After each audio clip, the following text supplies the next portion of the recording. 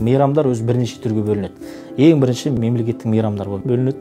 Екінші ұлттық мейрамдар деп бөлінеді. Үшінші дәстүрлі деп мейрамдар бөлінеді. Және төртінші діни мейрамдар деп бөлінеді. Наурыз бұл ұлттық мейрам, бұл діни мейрам емес. Кейбіреулер айтады, наурыз деген шариғатта жоқ, исламда жоқ. Исламда жоқ, оны исламда деп айтпаймыз біз. Біз айтамыз, бұл ұлттық мейрам, бұл қазақ халқының ұлттық мейрамы.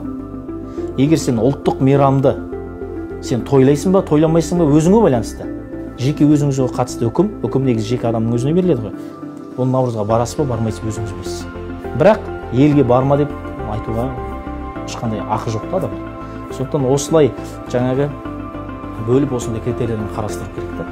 Біз енді қоғамда тұрғаннан кейін, осы мемлекетте бірнеше ұлттар өкілдері тұрғаннан кейін барлығын есептеу керекпіз. Оларда біз сияқты Қазақстанның азаматы барлық нәрсеге жан-жақты қарау керек қой. Қысқасы мұсылман адам деген жалпы сондай болу керек.